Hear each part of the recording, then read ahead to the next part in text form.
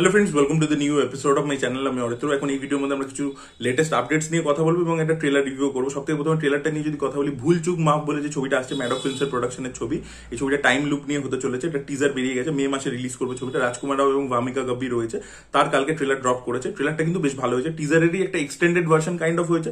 টিজারে আমরা পুরো কনসেপ্টটা দেখতে পেয়ে গেছিলাম, পুরো সেটআপটা দেখতে পেয়েছিলাম, সেটাই এখানে দেখাচ্ছে, একটু এক্সটেন্ড করে বড় করে দেখাচ্ছে আর কি। দেখুন ট্রেলারের মধ্যে কি কি ওয়ার্ক করেছে। সব থেকে প্রথম হচ্ছে comedy lines are very well written. ঠিক আছে, যেখানে ও মন্দিরে গিয়ে আর কি ওই মানত করছে, সেই জায়গাটা বারবার বলছে আরে মান্নাত মাং রা কি কেবিসি খেল রা, ওই জায়গাটা। বা পুলিশ স্টেশনের যে সিনটা, যেখানে ওই জাকির হোসেনকে আর কি ধমকি দিচ্ছে, ওই জায়গাগুলো কিন্তু যথেষ্ট ওয়ার্ক করে। তো comedy lines are written very very well.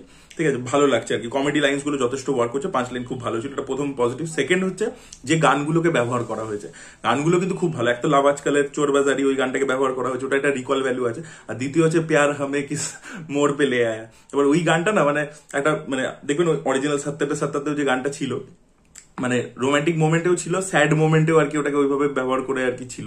তো সেটা কিন্তু একটা মজা দিচ্ছে আর কি। তো সেই জিনিসটা খুব সুন্দর করে এবার ওরা যেভাবে ইউজও করেছে ট্রেলারের সেকেন্ড পোর্শনটাতে, সেখানটা কিন্তু যথেষ্ট এফেক্টিভলি কাজ করে। তো এই গান দুটো কিন্তু যথেষ্ট ভালো। এবং ওভারঅল প্রত্যেকের মানে ভামিকা যেরকম, ভামিকা দেখবেন ভার্সিটাইলিটি আছে। ভামিকা বিশাল ভারদ্বাজের খুফিয়ার মতো ছবিতেও কাজ করছে, আবার এখানে একদম পুরো ন্যাকা টাইপের চরিত্র করছে। তো মানে ভার্সিটাইলিটি রয়েছে। এবং রাজকুমার রাও এই ধরনের রোল প্রচুর করছে, তাই জন্য সে পুল অফ করে দিয়েছে, তাকে ভালোই লাগছে। কিন্তু প্রবলেম হচ্ছে কি রিপিটেটিভ হয়ে যাচ্ছে জিনিসটা। রাজকুমারের কেরিয়ারের ক্ষেত্রে জিনিসটা ক্ষতিকারক হচ্ছে। বারবার এই small town problem, small town love stories, তার মধ্যে রাজকুমারকে দেখতে পাচ্ছি। তার মধ্যে যতই হাই কনসেপ্ট হোক, ট্রিটমেন্টটা তো একই রকম। রাজকুমারের না মানে ক্যারেক্টারাইজেশনের মধ্যে রিপিটেশন চলে আসছে। রাজকুমার ওখান থেকে একটু ভেঙে বেরিয়ে কিছু করা উচিত বলে আমার মনে হয়। যাই হোক, এমনি ওভারঅল ট্রেলারটা, প্রেজেন্টেশন ইত্যাদি ভালো। এবার ব্যাপারটা দেখার মতো এটাই হবে যে কেন এই টাইম লুপে ফেসে গেছে, কি করেও বেরোতে পারবে, সেইগুলো আর কি কতটা ইন্টারেস্টিংলি প্রেজেন্ট করতে পারে ওরা। বিয়ের সাথে কিভাবে কানেকশন দেখিয়ে বা আমাদের ইন্ডিয়ান মাইথোলজির সাথে কানেকশন দেখিয়ে, সেটাই দেখার মতো বিষয় হবে। লেটস সি কি হয়। এমনিতে আর পুরো ট্রেলারটাকে দেখতে খুব ভাইব্রেন্ট হয়েছে, very well shot. Maddox films একটা মানে কালারফুল ভাবে প্রেজেন্ট করে এবং ম্যাডক ফিল্মস নিজের ছবিকে মার্কেট করতেও পারে খুব ভালো করে, প্রমোশন ইত্যাদি খুব ভালো করে করে। তো এই ছবিটাও হিট হওয়ার একটা চান্সেস আছে। দেখা যাক ছবিটা কিরকম হয়। আপনাদের কেমন লেগেছে ট্রেলারটা অবশ্যই কমেন্টে জানাবেন। এবার যদি আমরা আপডেটস গুলো নিয়ে কথা বলি, সব থেকে প্রথম আপডেট আগে রাজকুমার রাওকে নিয়ে। তো তিনি সৌরভ গাঙ্গুলি বায়োপিক করছেন, আমরা প্রত্যেকে জানি। ছবিটা প্রডিউস করছে লাভ রঞ্জন। এই ছবির মধ্যে হিরোইনে মানে ডোনা গাঙ্গুলি চরিত্রের জন্য দুজন বাঙালি অ্যাক্ট্রেসকে কনসিডার করা হচ্ছে। ইয়েস, তো একজন হচ্ছে মিমি চক্রবর্তী, আরেকজন হচ্ছে ঈশা সাহা। মুকেশ ছাবড়ার যে কাস্টিং এজেন্সি আছে, তারা এটা কাস্টিং করছে। তারা এই দুজন বেঙ্গলি অ্যাক্টরকে মানে অ্যাক্ট্রেসকে কনসিডার করছে এই রোলটার জন্য। দেখা যাক এদের দুজনের মধ্যে কেউ আলটিমেটলি এই ছবির মধ্যে তাকে দেখতে পাই কিনা আমরা রাজকুমার রাওয়ের অপোজিটে, এবং তার কেরিয়ারে প্রচন্ড বড় বুস্ট হবে আর কি, যে এরকম একটা বায়োপিকে তারা কাজ করতে পারবে। এর পরবর্তীতে আমরা কথা বলবো জাটের ডে 1 কালেকশন নিয়ে। তো জাটের ডে 1 আর্লি এস্টিমেট যেটা উঠে আসছে সেটা হচ্ছে 9.5 কোটি টাকা। এটা খুব একটা ভালো ফিগার নয়, তবে ছবিটা কিন্তু মানে যে সিটি সেন্ট্রিক জায়গাগুলো আছে, মানে আরবান স্পেসের মধ্যে খুব একটা ভালো পারফরমেন্স দেখায়নি মাল্টিপ্লেক্সের মধ্যে। বাট ছবিটা কিন্তু সিঙ্গেল স্ক্রিনসে ভালো ওয়ার্ক করছে এবং টায়ার 2 টায়ার 3 সিটিজে সেখানে কিন্তু ভালো রেসপন্স দেখতে পাওয়া গেছে, অকুপেন্সি বেড়েছে।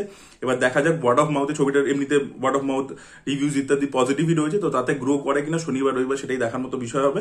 এবং ওভারঅল ছবিটা হিট হয় কিনা সেটাই দেখার মতো বিষয় হবে। আপনারা যদি জাট দেখেছেন আপনাদের কেমন লেগেছে অবশ্যই জানাবেন, এবং আপনাদের কি মনে হয় ছবিটা হিট হবে কিনা সেটাও লিখে জানাবেন।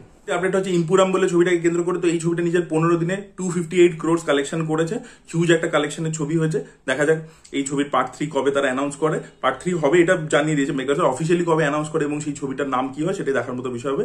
এর পরবর্তী আপডেটটা হচ্ছে ক্রিশ 4 কে কেন্দ্র করে। তো এই ছবিটার বাজেট হতে চলেছে 700 কোটি টাকা, যে 700 ক্রোর্স বাজেট হতে চলেছে। ইন্ডিয়াতে এই মুহূর্তে যে ছবিগুলো তৈরি হচ্ছে সব থেকে হাইয়েস্ট বাজেট ছবি হচ্ছে SSMP 29, যেটা রাজামৌলি মহেশ বাবুর ছবি। তার পরবর্তীতে 800 কোটি টাকা বাজেট হচ্ছে অ্যাটলি এবং আল্লু অর্জুনের ছবিটা। তারপরে থার্ড হাইস্ট বাজেট ছবি হচ্ছে এই ছবিটা ক্রিশ 4।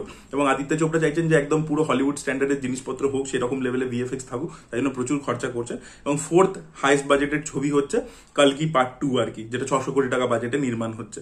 তো এই আর কি এখন আর কি বাজেট এই লেভেলে চলে গেছে। দেখা যাক এই ছবিগুলো আশা করবো সবকটাই সাকসেসফুল হবে এবং ইন্ডিয়ান বক্স অফিসকে নেক্সট লেভেলে নিয়ে যাবে আর কি, গ্লোবাল লেভেলে নিয়ে যাবে।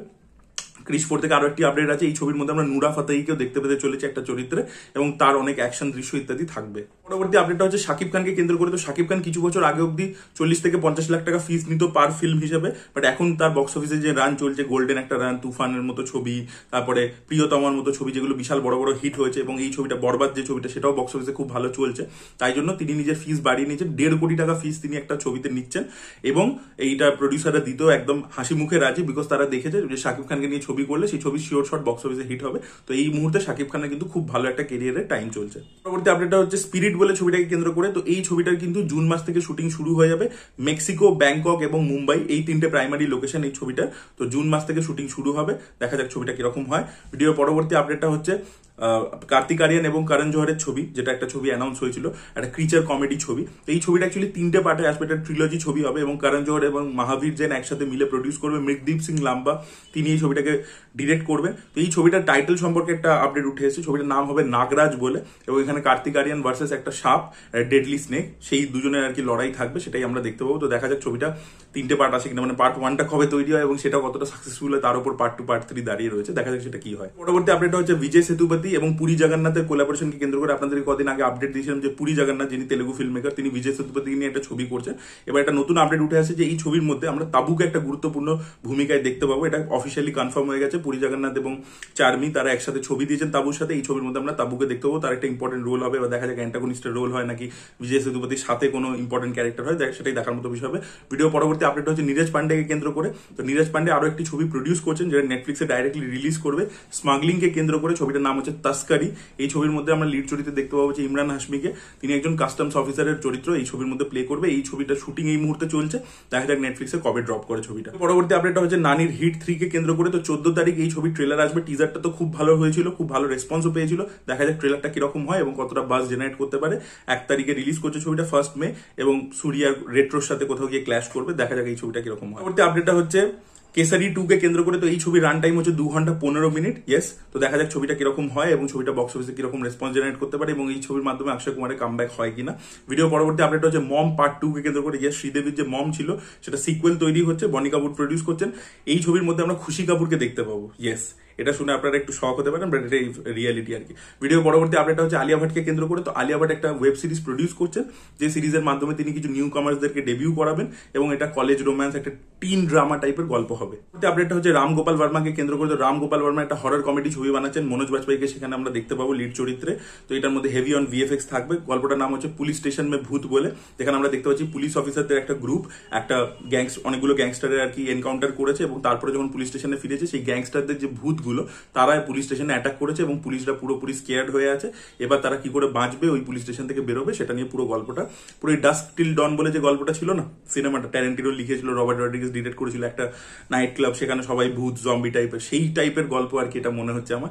দেখা যাক। হরর কমেডি স্পেসের মধ্যে রাম গোপাল বর্মা আগে কাজ করেনি, হরর প্রচুর ভালো ভালো ছবি সে বানিয়েছে একটা টাইমে। তো দেখা যাক এই স্পেসটার মধ্যে সে ভালো করতে পারে কিনা এবং এই ছবিটার মাধ্যমে রাম গোপাল বর্মা যেরকম কদিন আগে একটা ইন্টারভিউতে বলছিল যে আমি একটা প্রপার ছবি বানিয়ে কামব্যাক করবো, সেটা এই ছবিটার মাধ্যমে হয় কিনা দেখা যাক, লেটস সি।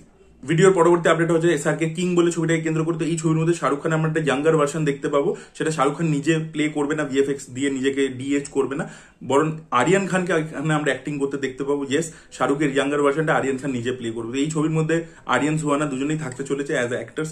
দেখা যাক এই ছবিটা শাহরুখ খান মে মাস থেকে শুটিং শুরু করছেন, সিদ্ধার্থ কনফার্ম করছে মে থেকে শুটিং শুরু হয়ে যাচ্ছে। দেখা যাক এই ছবিটার মাধ্যমে ছেলে এবং মেয়ের যে ডেবিউটা সে করাতে চাইছে সেটা কতটা সফল হয়, সেটাই দেখার মতো বিষয়। আপডেটটা হচ্ছে হোম বাউন্ড বলে একটি ছবিকে কেন্দ্র করে। ছবিটা প্রডিউস করেছেন করণ জোহর, ছবিতে লিড চরিত্র প্লে করছে ঈশান খাট্টার, জাহ্নবী কাপুর এবং বিশাল জেটওয়া। ছবিটা ডিরেক্ট করছেন নীরজ ঘেওয়ান, যিনি মাসান বলে ছবিটা বানিয়েছিলেন। তো এই ছবিটা কিন্তু উনসার্টেন রিগার্ডস যেটা মানে কান ফিল্ম ফেস্টিভ্যালে হয় এই ক্যাটাগরিটা, সেখানে কিন্তু নমিনেটেড হয়েছে, সিলেক্টেড হয়েছে, সেখানে দেখানো হবে। তো আফটার মাসান আর কি আবার নীরজ ঘেওয়ান আর কি আবার গেল আর কি এতে কান ফিল্ম ফেস্টিভ্যালে, ফিলিং হ্যাপি। দেখা যাক এই ছবিটা কিরকম হয় এবং এই ছবিটাতে মানে Janhvi Kapoor as an actor কতটা ভালো কাজ করে সেটাই দেখার মতো বিষয় হবে। Ishaan Khatter already international film maker মাজিদের সাথে কাজ করেছে, ইন্টারন্যাশনাল শোজে কাজ করেছে, he is a very good actor এবং বিশাল জেটওয়া নিজের মানে পোটেনশিয়াল আর কি দেখিয়ে দিয়েছে মারদানির মতো ছবিতে। তো সেখানে জাহ্নবী কাপুর আর কি এদের তিনজনের মধ্যে সব থেকে উইক, দেখা যায় তার পারফরমেন্স কিরকম হয়। সো এই ছিল আপডেটস। আপনাদের কি বক্তব্য অবশ্যই কমেন্ট সেকশনে জানাবেন। এই ভিডিওটা ভালো লেগে থাকলে লাইক করুন, শেয়ার করুন, চ্যানেলকে সাবস্ক্রাইব করতে ভুলবেন না। Bye bye.